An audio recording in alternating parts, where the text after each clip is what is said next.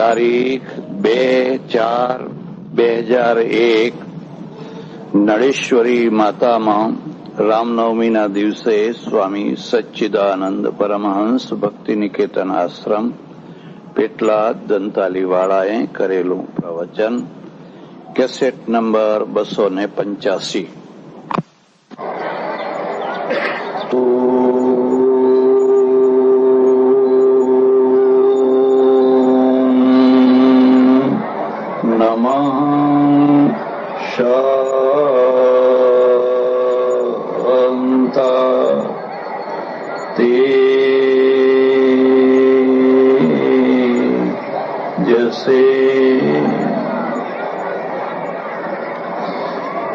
વંદનીય સંત વૃંદ,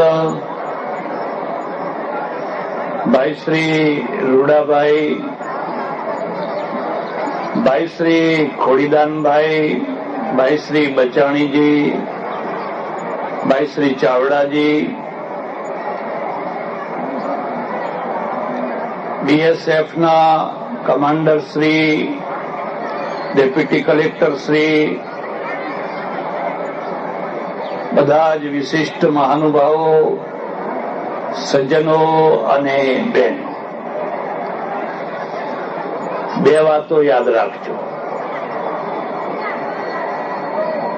જે માણસ હાજર હોય એની હાજરીમાં વખાણ ન કરવા, એની ગેરહાજરીમાં વખાણ કરવા હોય તો કરવા, પણ એની હાજરીમાં એના વખાણ ના કરવા. અને જે માણસ ગેરહાજર હોય એની ગેરહાજરીમાં એની ટીકા ના કરવી. જો આ બે વસ્તુઓ આપણે કરી શકીએ તો ધીરે ધીરે ધીરે ધીરે તમારા અંદર એક વિશ્વસનીય વ્યક્તિત્વનું નિર્માણ થઈ શકે. પૈસો પચાવવો અઘરો છે, પણ છતાંય માનો કે સરળ છે. પૈસો બધા પચાવી નથી શકતા હોતા. સત્તાને પચાવવી એનાથી અઘરી છે. પૈસો તો કદાચ પચાવી શકાય, પણ સત્તા છે ને એ તરત જ નિશો કરે છે. જે નિશો કરે અને નિશામાં જે તણાય એને પામરતા કહેવાય. તમને કોઈ ચીજનો નિશો થતો જ ન હોય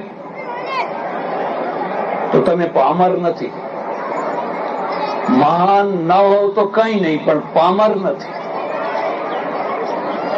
પણ જેનો નિશો થઈ જતો હોય અને નિશો તમને તાણતો હોય, ખેંચતો હોય, તો તમે તમારી જાતની કંટ્રોલ શક્તિમાંથી છૂટી ગયા છો. સત્તા પચાવવી પૈસાથી પણ અઘરી છે. એક એસટીનો કંડક્ટર છે, એને માત્ર 2 ઘંટડી વગાડવાની સત્તા મળી છે. 1 ઘંટડી અને 2 ઘંટડી. પણ એમાંય ઘણીવાર એ 2 ઘંટડી વગાડવાની જરૂર હોય ત્યારે નથી વગાડતો. 1 ઘંટડી વગાડવાની જરૂર હોય ત્યારે નથી વગાડતો. એક ડોશી ઉભી છે, દિવસ આથમી રહ્યો છે, અને આ છેલ્લી બસ છે, પછી કોઈ બસ આવવાની નથી, હવે એને બેસાડી લે. 1 ઘંટડી વગાડ, 1-અડધી મિનિટ માટે બસ ઉભી રાખ, અને ડોશીને કે ડોસાને બેસાડી દે, પછી કોઈ બસ નથી. પણ એને એક સત્તા છે, અને કે જવા દો, આવી તો ડોશીઓ કેટલીઓ હોય. સત્તાને પચાવવી બહુ અઘરી વસ્તુ છે, પણ મારે એ ચર્ચા નથી કરવી. પણ સૌથી વધુમાં વધુ પચાવવાનું કોઈ અઘરું કામ હોય તો પોતાના વખાણ છે. તમારા વખાણ થતા હોય અને તમને એની કોઈ અસર ના થાય, તરતે ના થાય ને પછી ના થાય ને પછી ના થાય, તો તમે શિવ થવાને લાયક છો, મહાદેવ થવાને લાયક છો. તમે જો વખાણને પચાવી શકો તો જ તમે નિંદાને પચાવી શકો, અને જો નિંદાને પચાવી શકો તો જ તમે અમૃત આપી શકો લોકોને. એવું કોઈ વ્યક્તિત્વ નથી કે જે ઊંચે આવ્યું હોય અને એની નિંદા ના થતી હોય, એવું કદી બને જ નહીં. રામની નિંદા કરે, કૃષ્ણની કરે, બુદ્ધની કરે, મહાવીરની કરે, જરાક તમે ઊંચે આવ્યા નહીં તમારી નિંદા શરૂ થવાની જ છે. પચાવી શકો તો પચાવી શકો, ના પચાવી શકો તો એ ઝેર થઈ જાય. મારે એ ચર્ચા નથી કરવી. હું તો આ બધા જે વિશિષ્ટ મહાનુભાવો આવ્યા છે એમને હાથ જોડીને એક પ્રાર્થના કરું છું કે તમે કોઈ પણ ક્ષેત્રમાં કાર્ય કરતા હોવ, પણ ધાર્મિક ક્ષેત્રમાં બહુ રાજકારણની વાત નહીં લાવવા દેવાની. પણ કુવામાં બધું એ જ બન્યું હોય, તમે બોરિંગ કરીને ખેંચો એટલે બીજું આવે ક્યાંથી? જે કુવામાં હોય એ જ બહાર આવે. એમાં બે પક્ષના માણસો સામસામા ભેગા થઈ જાય એટલે તો જાણે એમ જ થાય કે વગર શિંગડાના શિંગડા ફૂટવા માંડે. યાદ રાખજો, જિંદગીના 4 ક્ષેત્રો છે, બહુ મહત્વના 4 ક્ષેત્રો છે, અને 4 ક્ષેત્રોમાં તમે શું પ્રાપ્ત કર્યું એના આધારે તમારી જિંદગીની કિંમત છે. અર્થ ક્ષેત્ર, આ લખી લેજો, અર્થ ક્ષેત્ર એટલે પૈસાનું ક્ષેત્ર, જ્ઞાન ક્ષેત્ર એટલે બુદ્ધિ જ્ઞાનનું ક્ષેત્ર, પ્રેમ ક્ષેત્ર અને શ્રદ્ધા ક્ષેત્ર. આ 4 ક્ષેત્રો બધા ઘણા છે પણ આ મહત્વના 4 છે. તમે જિંદગીમાં 2 પૈસા કમાઈ શક્યા? તમને 2 પૈસા કમાતા આવડે છે? અને જો તમને 2 પૈસા કમાતા નહીં આવડતા હોય, જીવન નિષ્ફળ છે. પારકા રોટલે આખી જિંદગી કાઢવી પડશે, અને પારકા રોટલે જે આખી જિંદગી કાઢે એનાથી મોટી કોઈ કરુણા નહીં. અરે લુખ્ખો તો લુખ્ખો, પણ તમે તમારી પોતાના પગ ઉપર પોતાની જાતનો રોટલો ખાઓ છો. અહીં કોઈને નહીં બોલાવાય, કોઈને નહીં બોલાવાનું, કોઈ અહીં આગળ ના આવે, જે જ્યાં આવે ત્યાં બેસી, કોઈને આગળ નહીં આવે. આ વેવાઈનું ઘર નથી, આ તો નડેચી માતાનો દરબાર છે. પાછળ આવો ને આગળ બેસવા આવો ને સૌથી આગળ બેસવા આવો ત્યારે તમને ખબર નથી કે તમે જાણતા અજાણતા અધર્મ કરી રહ્યા છો, અને અધર્મને અમે પ્રોત્સાહન આપીએ છીએ કે આ શેઠ આયા, શેઠ આયા, શેઠ આયા. શેઠ આયા એટલે આપ સમજ્યા, કોથળી આવી. અને કોથળીઓ કોને નથી ગમતી? જયારે સભા ચાલતી હોય ત્યારે જ્યાં જગ્યા મળે ત્યાં બેસી જવાનું, કોઈને બોલાવાના નહીં. ધ્યાન દો, પ્રવાહ તૂટી જાય છે. જો તમને 2 પૈસા કમાતા ના આવડ્યા તો તમારું જીવન ધૂળ થઈ જશે. એટલે આપણા ઋષિ, ભૂતકાળના ઉપનિષદના ઋષિ કહે છે, ભૂત્યેન પ્રમદિતવ્યમ, દેવ કાર્યેન પ્રમદિતવ્યમ, પિતૃ કાર્યેન પ્રમદિતવ્યમ. બહુ સુંદર બધી વાતો લખી છે. એમાં પહેલી વાત લખી છે, 2 પૈસા કમાવામાં પ્રમાદ ન કરીશ. તું 2 પૈસા કમાજે તો તું તારા પગ ઉપર ઉભો હોઈશ. અને લુખ્ખો તો લુખ્ખો પણ પોતાનો રોટલો ખાધો હશે, એના ચહેરા ઉપર, એના લલાટ ઉપર એક તેજ હશે, એક ખુમારી હશે. અને લચપચતા લાડવા તો લાડવા પણ પારકા ખાધા હશે ને, એટલે માથું નીચું જ કરવું પડશે, માથું નીચું જ થઈ જતું હશે. ભરતુરીએ લખ્યું છે, પારકા ઘરમાં બેસીને માથું નીચું કરીને કાકવત, કાગડો જેમ કઈક ગળફો ખાઈ જાય એમ જેને રોજ જમવું પડે છે, એનાથી વધારે દુનિયામાં મોટી કોઈ કરુણા. એટલે અર્થ ક્ષેત્ર 2 પૈસા કમાઓ તમારું અર્થક્ષેત્ર કેવું છે. પણ અર્થક્ષેત્રનો એક ભય પણ છે. તમે 2 પૈસા કમાયા કે 4 પૈસા કમાયા કે 10 પૈસા કમાયા એ તો સારી વાત છે, પણ કેટલાને રડાવીને કમાયા એ બીજી વાત છે. કેટલાને હસાવીને કમાયા આ પણ મુદ્દો યાદ રાખજો. હસાવીને પણ કમાણી કરી શકાય છે અને રડાવીને પણ કરી શકાય છે. મારા 2 ઓળખીતા જુદી જુદી દિશામાં ચાલનારા 2 સજ્જનો, બંનેએ લોજ કરી. આ મહેસાણા જેવું રેલવેનું સ્ટેશન ને એની બાજુમાં ઘણા લોકો રોજ આવે, કોર્ટ કચેરી ફલાણું ફલાણું ફલાણું. હવે એક સજ્જનને એવી ટેવ, લોકો બધા જમવા બેસે એટલે પેલા જે પીરસનારા અને બધા નોકરો હોય એમને કહી રાખેલું, ગાડી ઉપડી, એમ ગાડીની વિસલ વાગી એટલે હવા ફેલાવે, હવા. એટલે પેલા જમનારા ગાડી ઉપડી ગયા, અરે આ વિસલ વાગી એટલે બિચારો અડધું જમ્યો ના જમ્યો અને પડતું મૂકીને ભાગે સ્ટેશન ઉપર. એટલે આ લોકો હસે, કેવો બનાવ્યો એમ કે. મૂળ શું, એને 2 રોટલી બચાવી, 2 ખાધી હતી, બીજી 2 ખાવી હતી, પણ એને 2 ખાવા દીધી, એને 2 રોટલી બચાવી દીધી. પૈસા તો એ કમાયો. એક બીજો સજ્જન, એને પણ લોજ જ ખોલેલી, પણ એનો એવો નિયમ કે બધા નોકરો જરા પીરસી રહે અને બધા ના ના કે આપણે છેલ્લે ભાત આવે એટલે શેઠ ઉભા થાય, પોતાના ગલ્લા ઉપરથી ઉભા થાય અને જાણી કરીને આગ્રહ કરીને 1 રોટલી વધારે પીરસી આવે. જમેલો માણસ કેટલી લેવાનો હતો? 1 લે, 2 લે. મેં કહ્યું તમને આ શું ટેવ છે?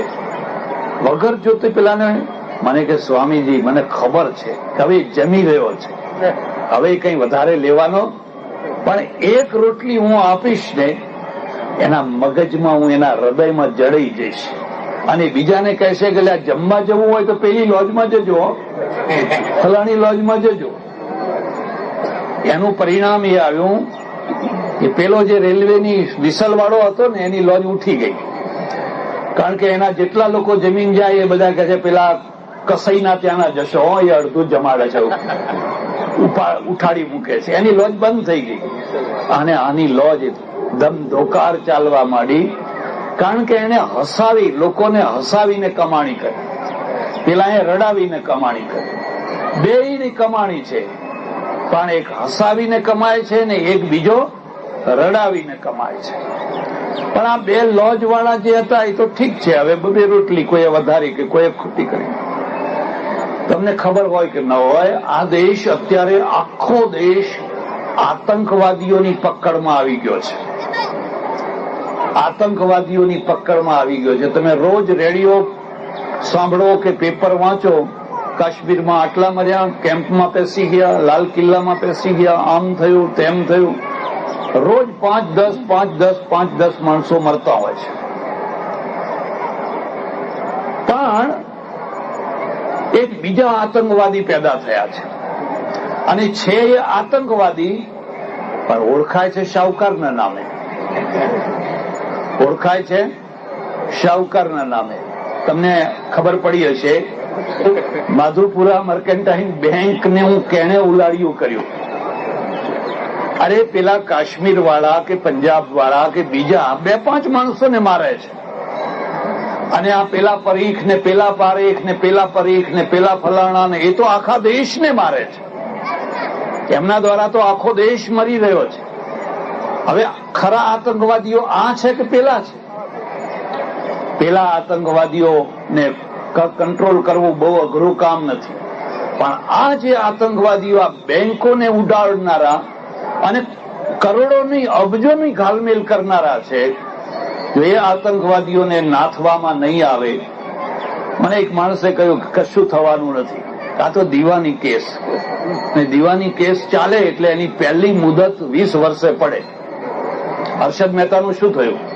આટલા વર્ષો વીતી ગયા, લીલા લહેર કરે છે. એકાદ દેરું બાંધી આપે એટલે અમે સાધુઓ રાજી બધા કે ના માણસ ધાર્મિક છે. એટલે પણ અબજોનો ગોટાળો કરીને તમને 5-25 લાખ રૂપિયા આપ્યા છે. એવી પરિસ્થિતિ છે કે જો આ દેશને બચાવવો હોય તો ખાલી બંદૂકધારી આતંકવાદીઓથી જ સાવધાન નથી થવાનું, આ કલમધારી આતંકવાદીઓથી પણ દેશને બચાવવાનો છે.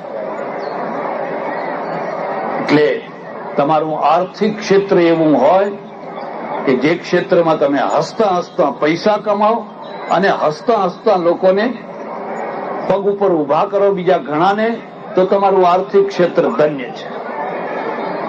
બીજું ક્ષેત્ર જ્ઞાન ક્ષેત્ર છે. તમે ઘણો પૈસો કમાયો, સારું છે. મારો અનુભવ છે વેપારીઓ મોટા ભાગે વન ટ્રેક હોય છે. વન ટ્રેક એટલે સમજ્યા? એમને કલામાં રસ ન હોય, સંગીતમાં રસ ન હોય, સાહિત્યમાં રસ ન હોય, જ્ઞાનમાં રસ ન હોય, કશામાંય રસ ન હોય.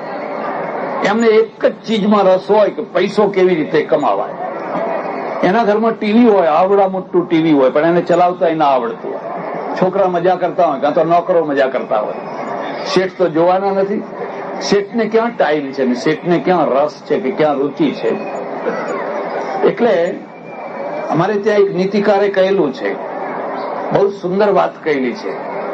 એને કહેલું છે કે અરસિક જને શું, જેને રસ નથી એવા અરસિક માણસો છે, એમની આગળ હે વિધાતા કલાનું પ્રદર્શન કરવાનું મારા નસીબમાં ના લખીશ. બાકી તારે જે લખવું હોય એ લખજે, હું બધું સહન કરીશ. અરસિક જને શું કલા નિદર્શનમ માભૂત માભૂત માભૂત જન્મ જન્માંતરેપી. આ જન્મે તો નહીં પણ બીજા જન્મમાં પણ મને મારા નસીબમાં એવું ના લખીશ. શેઠ હતા અને ગામમાં મોટા શેઠ, સ્વાભાવિક. એમના મકાનથી ખબર પડે, એમના ઓટલાથી ખબર પડે, એમની ગાદીથી ખબર પડે. અને એક બહુ મોટો સંગીત કલાકાર આવ્યો. અને સંગીત કલાકાર તો ખરો પણ ગરીબ માણસ. કારણ કે લક્ષ્મી અને સરસ્વતી બે નો મેળ કરવો બહુ કઠિન. હવે થવા માંડ્યો છે, બાકી પહેલા થાય જ નહીં. સરસ્વતીનો ઢગલો હોય તો લક્ષ્મી ત્યાં હોય જ નહીં, અને લક્ષ્મીનો ઢગલો હોય ત્યાં સરસ્વતી ના હોય. એટલે સરસ મજાની વાંસળી વગાડે, નાગ ડોલી ઉઠે. આ નાગ ડોલે, માણસ ના ડોલે. એટલે સીધો જ શેઠના પાસે ગયો અને શેઠને કહ્યું, હવે શેઠ પેલા ચશ્મા આમ ઉતારેલા,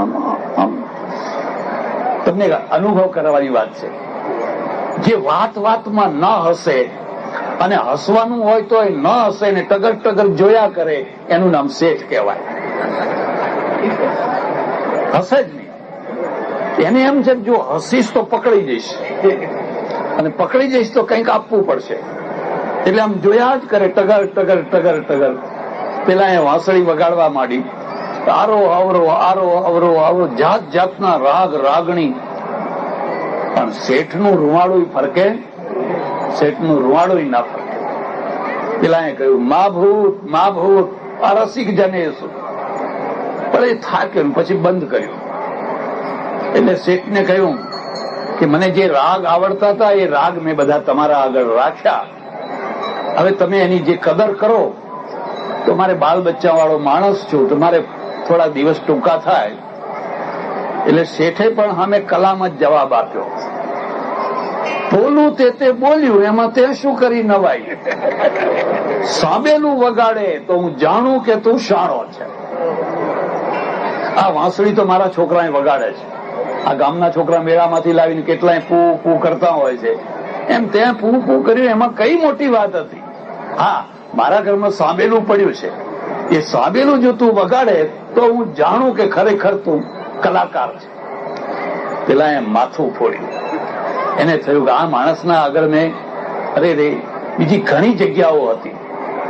એટલે એક ક્ષેત્ર છે એ જ્ઞાનનું ક્ષેત્ર છે. બહુ થોડા માણસો હોય જેની પાસે અર્થનું ક્ષેત્ર પણ હોય અને જ્ઞાનનું ક્ષેત્ર પણ હોય, બેયનો મેળ મળ્યો હોય. એક ટાઈમે મોટો શેઠ છે, લક્ષાધિપતિ છે, અને બીજા ટાઈમે એટલો જ મોટો જ્ઞાની પુરુષ પણ આવો જોડો તમને બહુ ભાગ્ય જોવા મળશે. એટલે એક જ્ઞાનનું ક્ષેત્ર છે. એક ત્રીજું ક્ષેત્ર છે એ પ્રેમનું ક્ષેત્ર છે. ભાણાભાઈ અહીં બેઠા હશે કઈ આટલામાં, આ બાજુ. કોઈ બહુ મોટા પૈસાદારે નથી, દુકાળ કાઢવો બહુ કઠિન છે, પણ એમની સામે જયારે જુઓ ત્યારે 5, 25, 50 માણસો બૂમ પાડે, એની સાથે 100 માણસો આવીને ઉભા રહે. લોકોનો પ્રેમ જીત્યો છે, લોકોનો પ્રેમ જીત્યો છે. કેટલાક લોકોનું વ્યક્તિત્વ એમના ગજવામાં હોય છે, કેટલાક લોકોનું વ્યક્તિત્વ એના મગજમાં હોય છે, અને કેટલાક લોકોનું વ્યક્તિત્વ એમના હૃદયમાં હોય છે. ભાણાબા અડધી રાતે કોઈનું કામ પડ્યું હોય ને, ભાણાભાઈ આગળ થઈ જાય, કારણ કે એને ખબર છે કે જયારે વિપત્તિ આવે કે દુઃખ આવે ત્યારે કેવા માણસોની જરૂર પડતી હોય છે. તમે જો સેંકડો માણસોનું કામ કાઢ્યું હશે તો એ સેંકડોમાંથી 5-10 તો તમારું કામ કાઢવા આવવાના જ. બધા નહીં આવે તો કઈ નહીં, પણ થોડાક તો આવવાના જ. પણ તમારા બારણા હંમેશા બંધ છે કામ લઈને આવનારાઓ માટે. તમે કોઈના કામમાં ઉભા નથી રહેતા. હવે તમારા કામમાં કોઈ નહીં ઉભા રહે. તમે કોઈને ખાંધ આપી નથી. તમારા ગામમાં કેટલા માણસો મર્યા, સગા વાલા ફલાણા, પણ તમે કોઈને કાંધ આપવા નથી ગયા. તમે મરશો ત્યારે તમને કોઈ કાંધ આપવા નહીં આવે. હે, કાંધ આપો તો તમને કોઈ કાંધ આપવા આવે. કોઈનું કામ કાઢો તો કોઈ તમારું કામ કાઢે. પણ સૌથી અઘરામાં અઘરી વસ્તુ છે એ પ્રેમ પ્રાપ્ત કરવો. તમે જે ઘરમાં રહો છો એ ઘરના માણસોનો જે પ્રેમ પ્રાપ્ત કર્યો, તમારી પત્નીનો પ્રેમ પ્રાપ્ત કર્યો, તમારી ગેરહાજરીમાં જો પૂછીએ ને તો તરત મુઠ્ઠી ઉઘાડી થઈ જાય કે ના રે ના. મને એક બેને કહ્યું, આ તો મારાથી એ શબ્દો અહીં બોલાય નહીં, ઉત્તર ગુજરાતનો એક ખાસ શબ્દ છે, આગળો ગયો એમ કે. હવે ખબર નહીં એનો શું અર્થ થાય છે. આ જન્મ તો મળ્યો, પણ ફરી બીજો જન્મ મારે જોઈતો.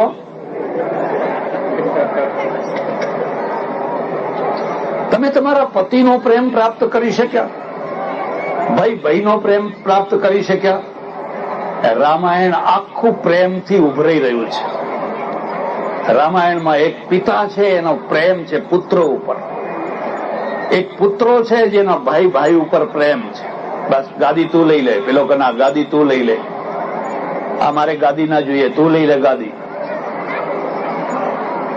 લઈ લઉં, એક શરતે લઈ લઉં, હું ગાદી ઉપર નહીં બેસું, તમારી ચાખડીઓ મૂકીશ અને હું દાબડાના સાથળા ઉપર સુઈ જઈશ, પણ તમારો ટ્રસ્ટી બનીને, તમારો પ્રતિનિધિ બનીને એ ગાદી સંભાળીશ તમે આવો ત્યાં સુધી. બાકી મારે ને ગાદીને કઈ લેવા દેવા નહીં. તમે આખા રામાયણમાં જોજો, એકે એક પાત્ર પ્રેમથી ઉભરાય છે. કૌશલ્યામાં માતૃ પ્રેમ છે. માતૃ પ્રેમ તો છે, પણ બીજા ભાઈઓ સાથે દ્રોહ નથી. કૈકેયીમાંય પ્રેમ છે, એને ભરત ઉપર પ્રેમ છે, પણ મોહ છે, અને એટલે રામ ઉપર દ્રોહ છે. રામ નહીં, ભરત જ, રામ નહીં. ને કૌશલ્યા કહે છે રામે બરાબર છે ને ભરતે બરાબર છે ને લક્ષ્મણે બરાબર છે. મારે તો બધા 4 દીકરાઓ. કૌશલ્યાએ કદી ઘરમાં ઝઘડો ન કર્યો. એક જ સ્ત્રીએ ઝઘડો કર્યો ને એનું નામ કૈકેયી. અને કૈકેયી છે ને એ પોતાની બુદ્ધિથી કામ નથી કરતી, એ પારકી બુદ્ધિથી કામ કરતી હતી. બાકી બહુ ડાઈ, બહુ શક્તિશાળી હતી, બહાદુર હતી. કેટલાક રમકડા હોય છે, રમકડા હોય. અત્યારે ચાઇનાના રમકડા બહુ આવવા માંડ્યા છે, પણ મને લાગે છે કે ચાઇના એક બહુ મોટી ભૂલ કરી રહ્યો છે. કારણ કે ભારત તો રમકડાનો દેશ છે. અહીંયા દિલ્હીમાં રમકડા બેઠા છે, ગાંધીનગરમાં રમકડા બેઠા છે. રાખના રમકડાને રામે રમતા રાખ્યા. નહીં, આપણે બધા રમકડા જ છીએ. રમકડાનો અર્થ તમે સમજ્યા? જે ચાવી ચડાવવાથી જે ફરે હરે એનું નામ કહેવાય. ચાવી ઉતરી જાય એટલે કશું નહીં. ચાવી હોય ત્યાં સુધી આમ કરે, ઊંચા નીચું, પણ એ ચાવી હોય ત્યાં સુધી. અને ચાવી પોતે ના ભરે, બીજા ભરે. કદી રમકડા ના થશો. કોઈનું રમકડું થવું જ હોય તો ભગવાનનું રમકડું થવાનું. મારા રામે રમતા રાખ્યા રે મર્ત્યલોકની માટીમાંથી, માનવ કહીને ભાખ્યા રે રાખના રમકડા. પણ તમે રમકડા ક્યારે ના થાવ? જ્યારે તમારું પોતાનું વ્યક્તિત્વ હોય ત્યારે ના થાવ. તમારી પાસે વ્યક્તિત્વ નથી અને ભાર મોટો ઉપાડીને ચાલો તો તમારે રમકડા થવા જ પડે. તો રમકડા થયા વિના છૂટકો નહીં. એટલે એક પ્રેમનું ક્ષેત્ર છે, અને પ્રેમના ક્ષેત્રમાં તમે કેટલો પ્રેમ પ્રાપ્ત કરી શક્યા અને કેટલો પ્રેમ આપી શક્યા લોકોને, કેટલો. તમે એક ગ્રાફ દોરજો કે તમારા માટે પ્રેમનું ક્ષેત્ર કેટલું છે.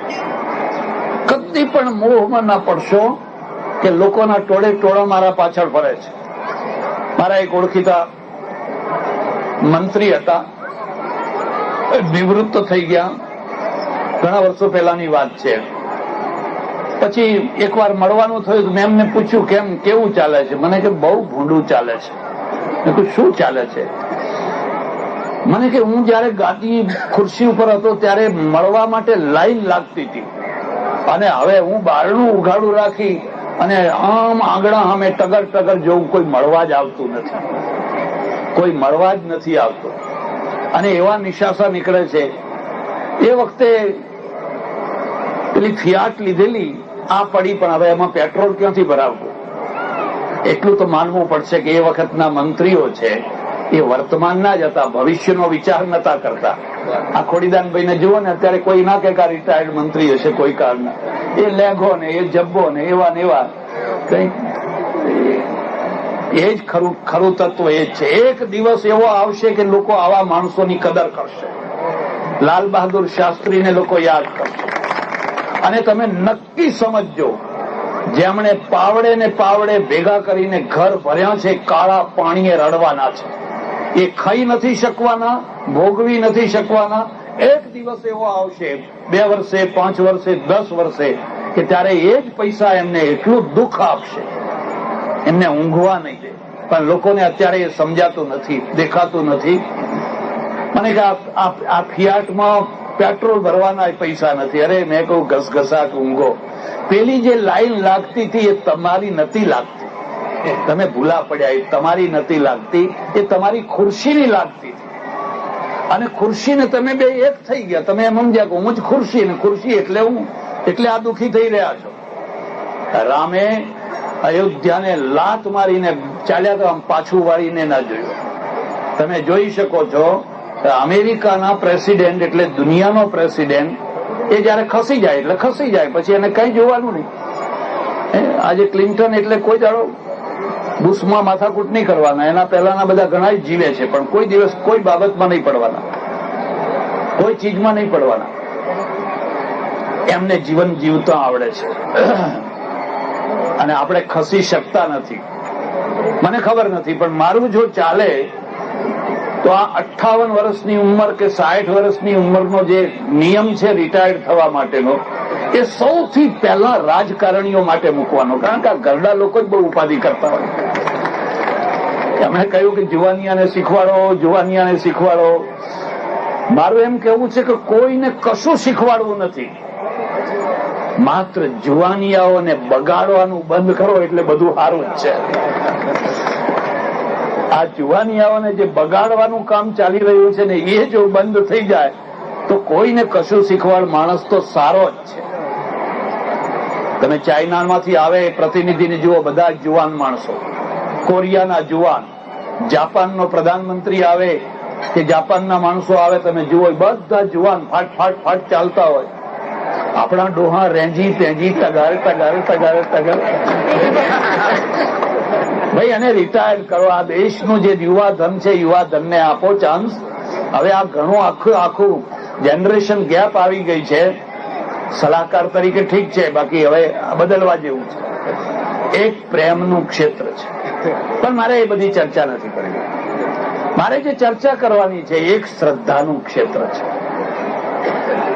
તમારા જીવનમાં શ્રદ્ધા છે, શ્રદ્ધાનું કોઈ ક્ષેત્ર છે જ્યાં તમને માથું નમાવાનું મન થાય, જ્યાં તમને એમ લાગે કે આ માણસ મારા કરતા મોટો છે. હમણાં 20-25 દિવસ મહિના પહેલા મારે ત્યાં એક જુવાન છોકરો આવ્યો, દેખાવડો ઊંચો સરસ કોલેજિયન, આવીને મારી બાજુમાં જઈને બેસી ગયો. મને કે મહારાજ, મેં કહ્યું શું બોલો? મને કે તમારા લેખ હું દર રવિવારે વાંચું છું. આ તો હું બધાને કહેવા માટે કહું છું, આ લેખો બધા 15-20 વર્ષ પહેલા લખાયેલા, તાજા લેખો નથી. એ તો બધું પુસ્તકમાંથી છાપે રાખે છે. પણ ઘણા વાગે લોકો એમ સમજે કે આ બધું તાજું જ લખીને મોકલે છે. 15-20 વર્ષ પહેલાના પુસ્તકોમાંથી બધું છપાય છે. ભલે બરાબર છે, બધું સારું છે. મારા કે તમે સૌથી વધારેમાં વધારે પ્રેમી લેખક તમે છો. સારી વાત છે ભાઈ, પણ અહીં આવીને હું અડધા કલાકથી બેઠો છું ને મને એક વાત નથી ગમતી. મેં કહ્યું શું નથી ગમતું? કે આ લોકો આવીને તમને પગે લાગે છે એ મને નથી ગમતું.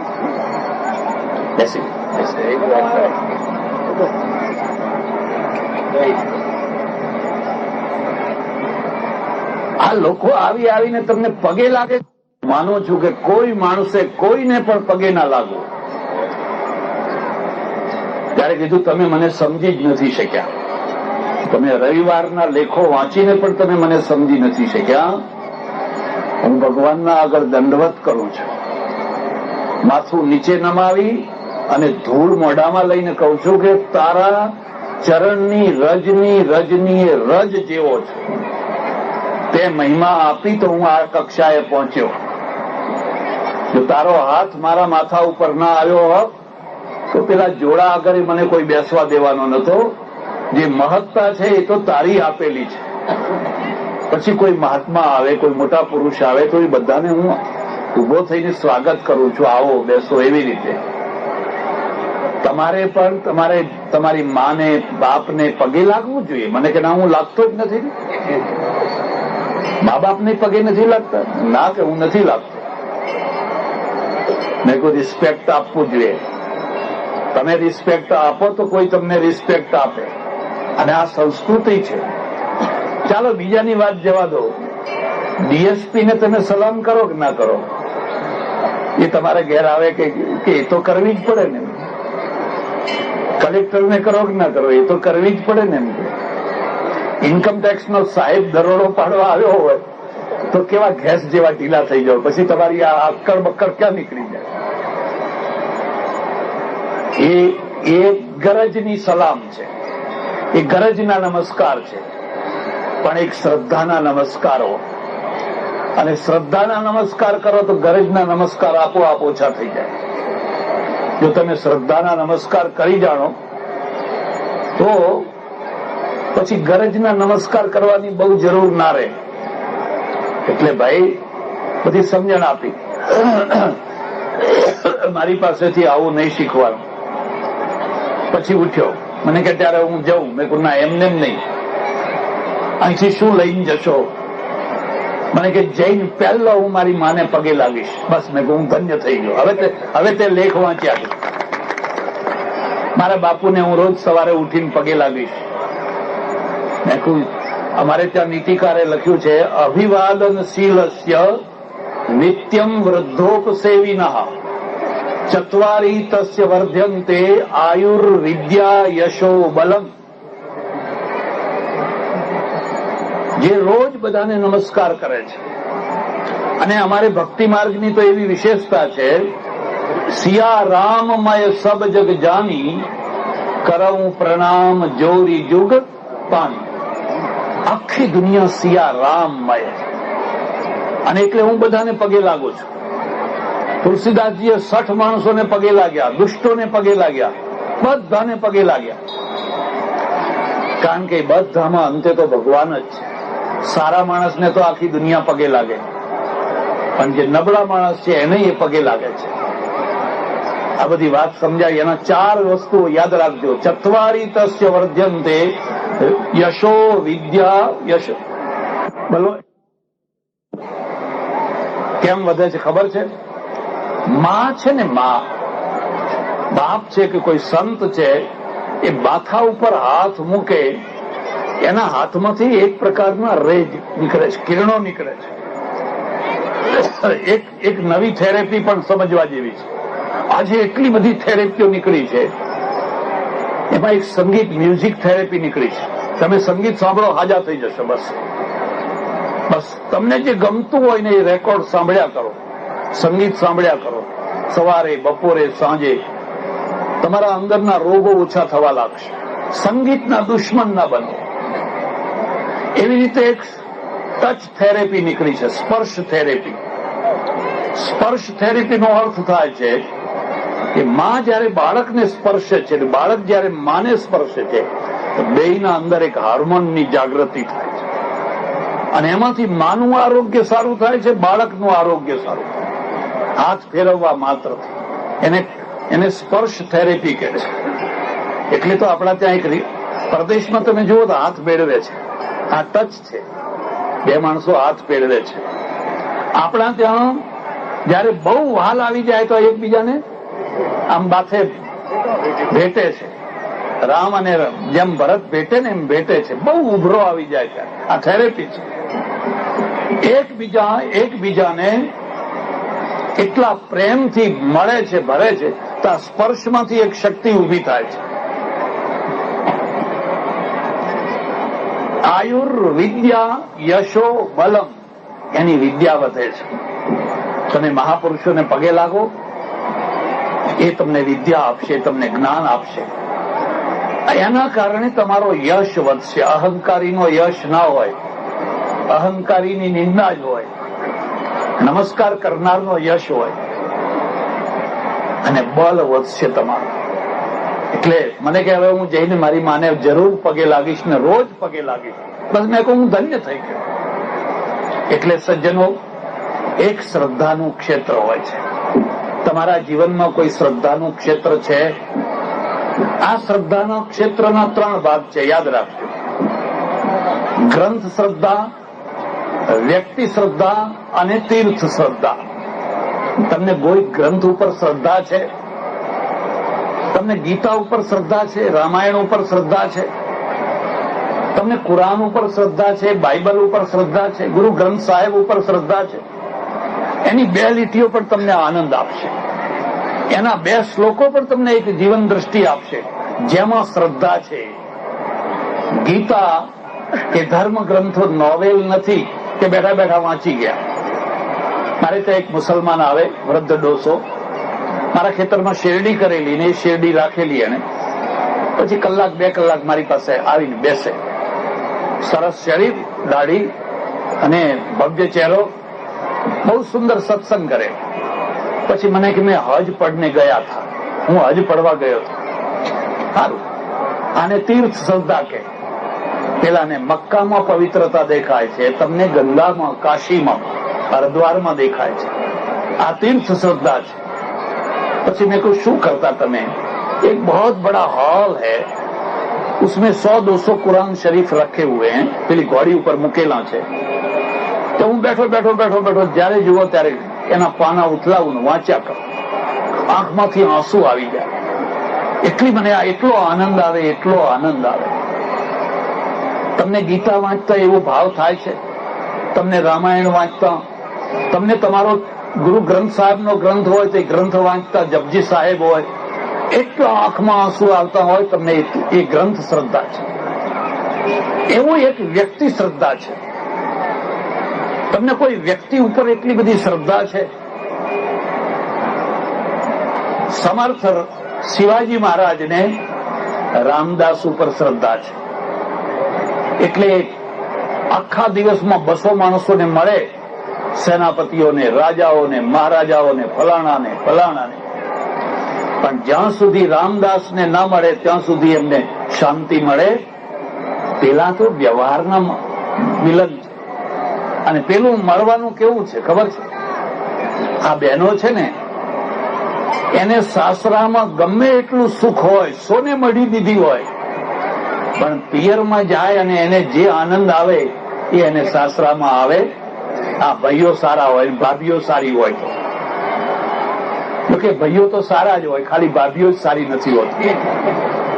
અને એ પોતે પણ કોઈની ભાભી થતી હોય પાછી, એ પણ કોઈની ભાભી થતી હોય. એને હરખ આવે, એને કોઈની લાજ નહીં કાઢવાની. કપડું આમ ખસી ગયું તો એ વાંધો નહીં, આમ ખસી ગયું તો એ વાંધો નહીં. એ તો મસ્તીમાં પોતાના ઘરના આંગણામાં ફરતી હોય. તો બહેનો માટે પિયર છે ને તો પિયર છે, પણ પુરુષોનું પિયર કયું? આ પુરુષોને પણ પિયર હોય. એ પુરુષોનું પિયર છે આશ્રમો. આશ્રમમાં જાય અને ક્યારે જાય? ત્યારે ઘરવાળાને શેક્યા હોય બરાબર, ઘરવાળાને બરાબર તપાવ્યા હોય ને તાપ તપીને લાલ લાલ ઘૂમ જેવા થઈ ગયા હોય. હવે ક્યાં જવું, ક્યાં જવું? અને ત્યાં આવીને શીતળતા, શાંતિ અનુભવે. હું કહું જાઓ, હવે ઘેર જાઓ. કે ના ના ના મહારાજ, બેઠા છીએ. પણ અહીં શું અહીં મળે છે? અહીં બહુ શીતળતા મળે છે. આને વ્યક્તિ શ્રદ્ધા કે, અને એક તીર્થ શ્રદ્ધા હોય, એક જગ્યા ઉપરની શ્રદ્ધા હોય. આ નડેચી માતા, નડા બેટ એ તીર્થ છે. વર્ષો પહેલા, હમણાં જેમ ગઢવીજીએ કહ્યું કે 11મી શતાબ્દીમાં અહીંયા નડા દેવી થયા, નડા માતાજી થયા. ચારણકુમાર ભાઈ દશરથ લાગે, આમ આંખો બંધ કરીને બેસી જાઓ. વહીવટ કરવો હોય તો અહીં નહીં બેસવાનું, પછી ત્યાં જવાનું. અને એ નાની ઉંમરની એ ચારણની દીકરીએ એ જમાનામાં નવગણની સેનાને જમાડી. અહીંથી લશ્કર જયારે કરાંચી તરફ જાય ત્યારે આ રસ્તો હતો, માર્ગ હતો, રણ પાર કરીને. અને એક બીજો મુદ્દો પણ યાદ રાખજો, મારામાં તમને વિશ્વાસ હોય કે ન હોય. એક માણસનો હાથ એવો હોય કે રસોડું ખૂટે જ નહીં, આપ્યા જ કરો, ખવડાવ્યા જ કરો. અને એક માણસ એવો હોય કે એનો પગ પડે, નંદનવન હોય તો ઉજ્જળ થઈ જાય. તપેશ્વરી, એ તપેશ્વરી નડેશ્વરી માતા. અને એ માતાએ અહીંયા કેટલા લોકોને પેટ ઠાર્યા, કેટલાના જીવન ઠાર્યા, કેટલાને જીવનની દિશા બતાવી. એ બધું અહીંયા થયું. અને એ બધાના કારણે આ નડાબેટ છે એ તીર્થ ક્ષેત્ર બન્યું. નડેશ્વરી, નડેચી, નડેશ્વરી, જે નામ બોલો એવી રીતે લોકો આવે. દર વર્ષે રામનવમીના દિવસે જયારે ભગવાન રામનો જન્મ 12 વાગે, હમણાં 12 વાગશે, અભિજીત મુહૂર્તમાં ભય પ્રગટ કૃપાલા દીન દયાલા કૌશલ્યા હિતકારી. શું તુલસીદાસે કઈ લખ્યું છે. એ જ દિવસે અહીંયા નડેશ્વરી માતામાં લોકો હોંશે હોંશે જાત્રા કરવા આવે. મારા એક હરિજન સજ્જન છે, એમણે એ અહીં નાસ્તિક છે, પાછા એ કઈ માનતા નથી, નાસ્તિક છે. પણ મારા હિસાબે કોઈ વાર અહીં આવે. અને મને લખ્યું કે હું ઘણા મેળામાં ગયો છું, પણ આજ સુધી મેં એવો કોઈ મેળો નથી જોયો કે જ્યાં આવેલા લોકોને જમાડવામાં આવતા હોય. દરેક મેળામાં લોકો આવે, પૈસા ચડાવે, પછી ભજીયા ખાઈ લો, ચા પી લો, વેચાતું બધું. પણ આ એક જ રણમાં એવી વીરડી છે કે અહીં આવનાર માણસને પેટ ભરીને ભાઈ જમો, સારી રીતે જમો, પ્રેમથી જમો, બગાડો નહીં. બગાડશો તો પાપ લાગશે. અન્નદેવ છે અને બગાડવાના કારણે તો આ દેવતા રૂઠ્યો છે. માટે બગાડો નહીં, ચોરી ન કરો, એને ઘેર ના લઈ જાઓ, અહીં જમો પેટ ભરીને અને બીજાને જમાડો પ્રેમથી. હું તો તમને એટલે સુધી કહું છું કે ભગવદ્ ગીતામાં લખ્યું છે કે જે સૌથી પહેલું જમે છે એ પાપ ખાય છે, અને જે સૌથી છેલ્લો જમે છે એ પુણ્ય જમે છે. એ પુણ્ય જમે છે, એ પુણ્ય જમે છે. યજ્ઞ શિષ્ટા સિન સંતો મુચ્યંતે સર્વકિલ વિષય ભુંજતે તે ત્વગમ પાપા એ પચંત્યાત્મ કારણાત. ગીતામાં, હે અર્જુન, તારે રોજ યજ્ઞ કરવો છે તો રસોઈ બનાવો, બધાને જમાડ, અને પાછળથી જે રહે એ તું જમ, તો તારો યજ્ઞ છે. અને જો પહેલા ઉઠ્યા અને પહેલા જમવાની કરી તૈયારી, તો ભુંજતે તે ત્વગમ પાપા એ પચંત્યાત્મ કારણાત. એક સજ્જને મને કહ્યું, જુઓ મહારાજ, મને કહ્યું જો તમે બધાને શીખવાડો છો, પણ હું તમને શીખવાડું. શીખવાડો ત્યારે મને કોઈ મોટી સભામાં ગયા હોઈએ તો સૌથી પહેલો એકડો તો યાદ રાખવો, સૌથી આગળ બેસવું એમ. મેં કીધું પાછળ ગયા હોય તો પાછળ ગયા હોય તો આગળ બેસવું એમ. મેં કીધું કેમ? કે ટીવીમાં આપણો ફોટો આવે એમ. પેલા ફોટા પાડે તો આગળના લોકો જ દેખાય ને એમ. પણ કીધું તમે બેસો ને કોઈ ઉઠાડી મૂકે તો? મને કે ના, ખોટી વાત. એક વાર બેઠા પછી ભારતમાં ઉઠાડવાનો રિવાજ છે. અકબરે લખ્યું છે દિલ્હીની ગાદીએ બેસી જાવ ને પછી તમારામાં લાયકાત હોય ના હોય, પણ બેઠા એટલે બેઠા, પછી કોઈ ઉઠાડવાનું કામ કરે. ખરી વાત છે. પછી મને કે બીજી વાત કઉ છું કે રસોડું હોય ને એમાં પહેલી પંગતમાં જમવા બેસી જવું. પહેલી પંગતમાં કેમ? મને કે પાછળથી રહ્યું ના રહ્યું, વધ્યું ના વધ્યું, પહેલો ઘા રાણાનો એમ. હજુ જો આ પછી મને કે ના ના, હજુ બીજી વાત છે. મને કે શું? કે એ પીરસણિયા જ્યાંથી નીકળતા હોય ને ત્યાં બેસવું એમ, છેલ્લે ના બેસવું. મેં કેમ? અરે કે છેલ્લે આવ્યું ના આવ્યું, પેલું જ્યાં નીકળતા હોય ત્યાં જ બેઠા હોય તો જેટલા નીકળે એ આપણને. આ માણસ કોડીનો થઈને પેટ ભરવા માટે જ જન્મ્યો છે. એના પાસેથી કશું શીખવાનું? એની પાસેથી કૃષ્ણે કહ્યું હું બધાના પગ ધોઈશ, બધાના પતરાણા ઉપાડીશ અને બધાને જમાડ્યા પછી હું જમીશ, એટલે ભગવાન થયા. એટલે એક શ્રદ્ધાનું ક્ષેત્ર હોય. આ શ્રદ્ધાનું ક્ષેત્ર છે. અને શ્રદ્ધાના ક્ષેત્રનો મહિમા એવો હતો કે અહીંનો એક લાકડાનો ટુકડો કોઈ ના લઈ જાય. હજુ પણ નહીં લઈ જતા હોય. હા, એ નિયમ રાખજો. અહીંના જો લાકડાના ટુકડો લઈ જવા માંડ્યા હોત તો આ બધું બોલું કરી નાખ્યું હોત, તો આ વન જેવું દેખાય છે ના રહેવા દીધું હોત. અને આ કાયદાથી નહીં, શ્રદ્ધાથી લોકો આવું માનતા હતા. અમારા સામે બેઠા છે ભાઈ દશરથલાલ. દશરથલાલને આ નડેચી માતા ઉપર એટલી શ્રદ્ધા છે, હાજરા હજુર માને છે ઊંઝાના પટેલ, પણ પગપાળો સંઘ લઈને આવે છે. કેટલા 8 દિવસે પહોંચતા હશે? 5 દિવસે 100, 150, 200 માણસો. મને કે માતાજી મારા માટે તો